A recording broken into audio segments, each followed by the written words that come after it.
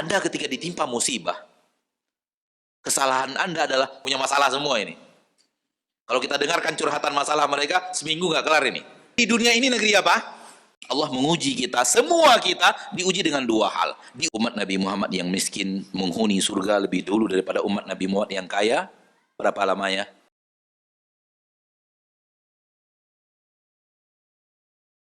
Maka negeri Anda ini negeri ujian, negeri kepedihan, negeri yang di dalamnya musibah, negeri yang datang dalam negaranya, di dalamnya problematika kehidupan, negeri yang di dalamnya Anda harus menangis, negeri di dalamnya Anda harus meringis, di negeri yang di dalamnya Anda harus merintih, negeri yang di dalamnya Anda harus menderitakan sakit.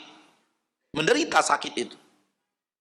Merasakan derita sakit itu. Itulah negeri ini negeri yang seperti itu. Walau di dalamnya ada juga tawa, walau dalamnya ada juga bahagia, namun dia bercampur dengan kesedihan, kepedihan, dan semua orang merasakannya tanpa terkecuali. Anda ketika ditimpa musibah, kesalahan Anda adalah melihat orang lain yang tidak ditimpa musibah tersebut. Contoh, musibah yang ada pada Anda misalnya tak punya anak. Musibah atau tidak? Musibah. Karena kita merasa hidup kita sempurna kalau seandainya diberikan Allah Tabaraka wa Ta'ala keturunan. Karena menurut kita orang yang tidak memiliki keturunan punya kekurangan dalam hidupnya. Kesalahan kita adalah mata kita itu selalu menatap orang yang ada anak.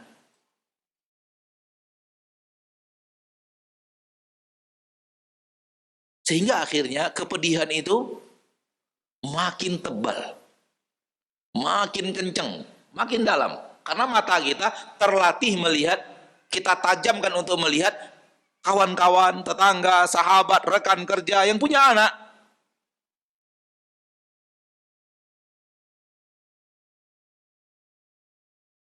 Akhirnya makin terasa, makin dalam. Padahal terlalu banyak nikmat Allah yang lainnya yang Allah berikan kepadamu, orang lain tak punya. Tapi engkau tidak menajamkan pandanganmu pada nikmat-nikmat itu.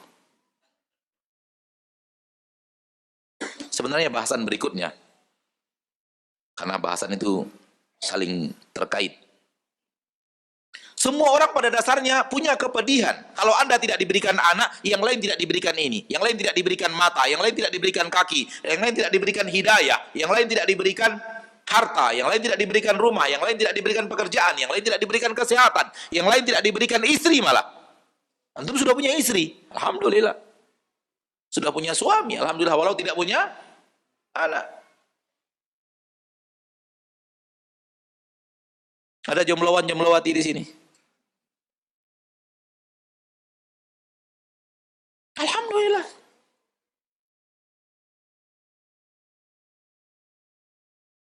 Semua kita yang ada di sini, semuanya punya masalah. Semua punya problematika hidup. Tak ada yang tidak. Jangan antum kira, hanya antum sendiri yang punya petaka gitu loh. Ini kan kalau kita dapat petaka dari Allah itu kayaknya kita aja yang diberi Allah petaka gitu. Kayaknya kepala manusia semua ini aman dari petaka. Hanya kita aja gitu. Itu salah dirimu berpandang. Semua orang ini punya masalah. Ini berapa kepala yang ada di sini yang dewasa ini? Punya masalah semua ini. Kalau kita dengarkan curhatan masalah mereka, seminggu nggak kelar ini.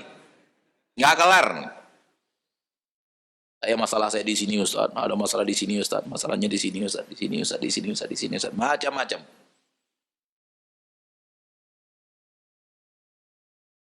Dan tempat yang paling nyaman orang curhat Ustaz. Kasihan jadi Ustaz sebenarnya, antum hati-hati. Dan itu salah satu petaka jadi Ustaz. Yang ini ngeluhkan orang tuanya, yang ini ngeluhkan anaknya, yang ini ngeluhkan istrinya, yang ini ngeluhkan suaminya, yang ini ngeluhkan suaminya nikah lagi, yang ini ngeluhkan ini, yang ini ngeluhkan hutang. Hutang pun Ustaz ngeluhnya, heran kita. Jadi dunia ini negeri apa? Negeri ujian. Artinya apa? Kalau datang kepadamu hal yang tidak engkau sukai, pilihan Allah, ya itulah yang terbaik untuk dirimu. Allah tahu, engkau tidak tahu negeri ini.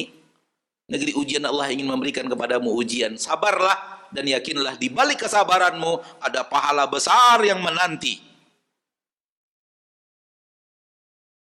Allah menguji kita, semua kita diuji dengan dua hal. Diuji dengan sesuatu yang membutuhkan sabar dan diuji dengan sesuatu yang membutuhkan syukur. Semua kita dapat uji yang sama. Sama. Jangan kira bahwa kita aja yang diuji oleh Allah untuk bersabar, yang lain diuji untuk bersyukur. Enggak, salah. Semua manusia punya jatah ujian sabar, punya jatah ujian syukur. Anda bisa tak bersabar atas yang saya berikan kepadamu? Anda bisa tak bersyukur terhadap sesuatu yang saya berikan kepadamu? Semua kita dapatkan itu tanpa ada yang tidak mendapatkannya.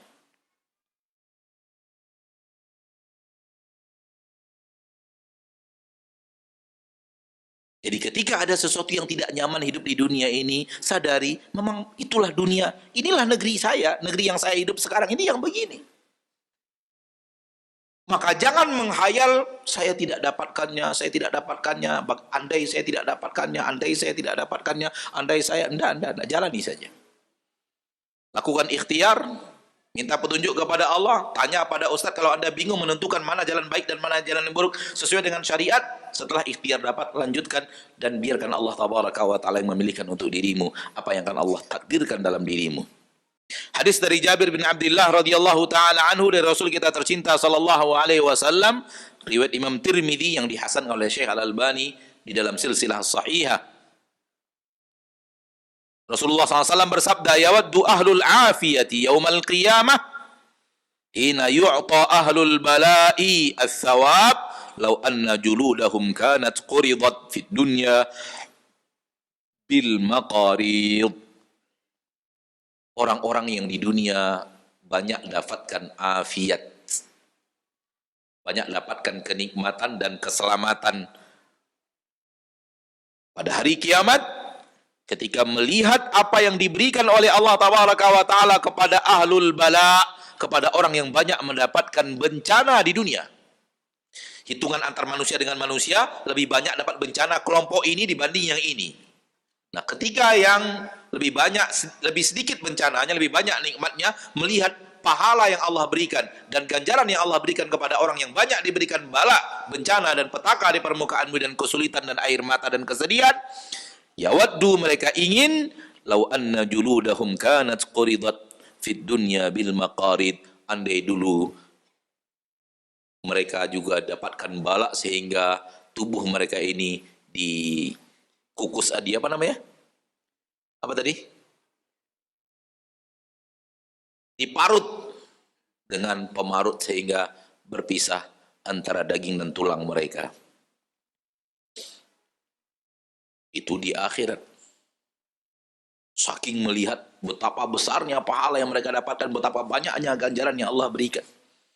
Bahkan hadis yang sahih yang semua antum tahu, umat Nabi Muhammad yang miskin menghuni surga lebih dulu daripada umat Nabi Muhammad yang kaya. Berapa lamanya?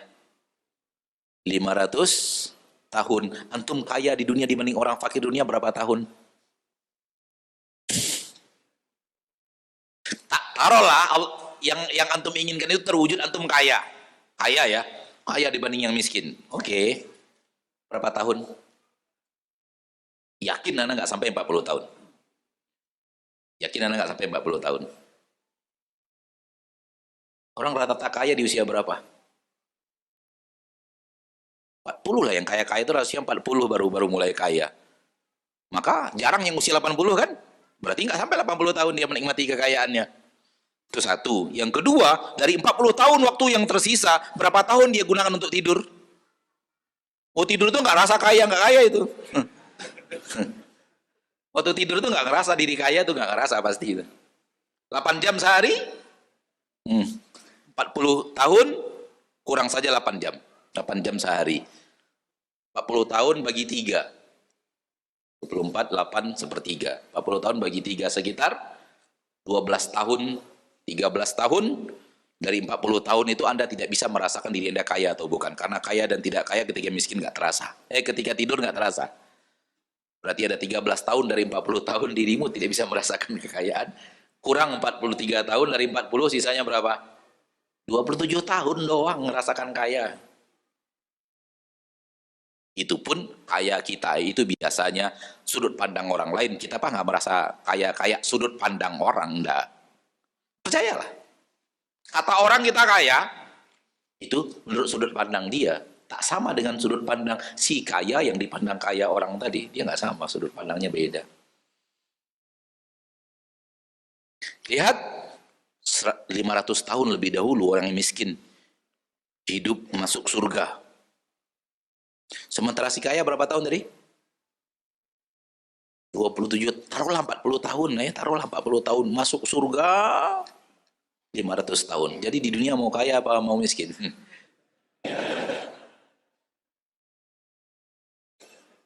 Berikutnya. Berikutnya sebenarnya tadi sudah saya sampaikan tapi tidak dijadikan poin, selalulah memandang yang di bawah, jangan memandang yang di atas. Dengannya Anda akan bersyukur kepada Allah atas nikmat yang Allah berikan kepadamu dan bersabar atas musibah yang diberikan kepadamu. Ternyata nikmat yang Allah berikan kepada Anda banyak orang yang tidak mendapatkannya, dan ternyata musibah yang diberikan kepada Anda banyak orang yang dapat musibah lebih besar daripada musibah itu. Maka Nabi SAW dalam hadis yang sahih mengatakan, unzuru ila man huwa asfala minkum. Selalulah lihat kepada orang yang di bawah kalian. Wala tanzuru ila man huwa fawqakum. Jangan rajin melihat orang yang di atas kalian. Fahuwa ajdaru alla tazdaru ni'matallahi alaikum. Itu nanti akan membuat kalian mudah untuk tidak menyepelekan nikmat Allah kepada kalian. Jadi bersyukur kepada nikmat Allah mudah didapatkan manakala kita melatih untuk selalu melihat ke bawah. Oleh karena itu, Allahu a'lam, ini dari saya saja ya. Mata itu lebih nyaman kalau dilihat ke bawah. Pegel kalau lihat ke atas. Ya enggak? Mata ini yang saya maksud tuh, mata ini. Nyamannya kalau lihatnya ke bawah. Coba lihat ke atas terus kalau nggak pegel. Hal yang sama mata yang ada di sini. Mata yang ada di sini, kalau lihatnya ke bawah terus bersyukur dia. Nyaman hidupnya. Tapi kalau melihatnya ke atas terus pegel.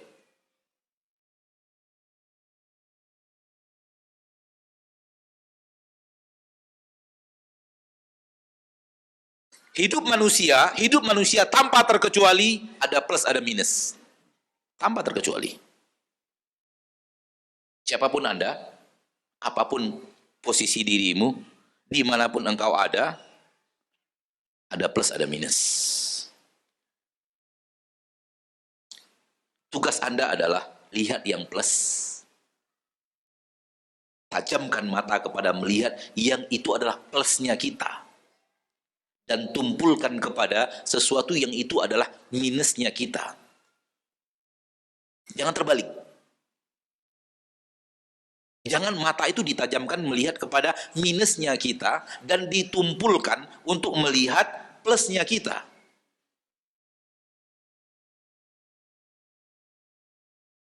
Bahasa lain.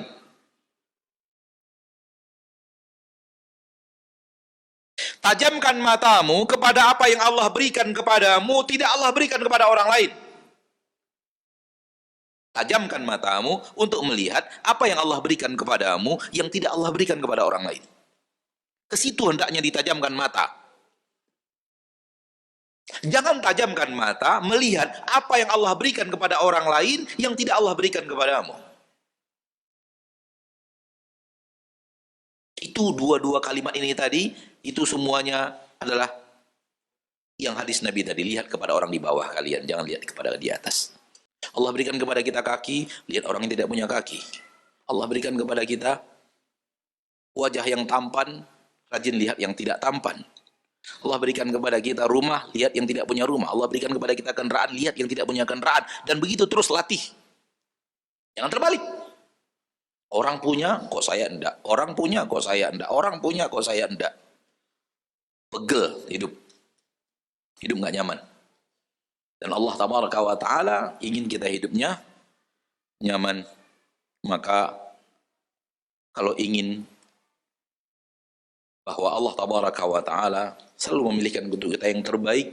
Terlalu banyak nikmat Allah yang harus kita puja dan puji Allah atas nikmat itu dibanding kepedihan yang Allah berikan kepada kita. Sehingga kita tidak bersuudzon kepada Allah bahwa Allah telah memberikan yang buruk kepada kita.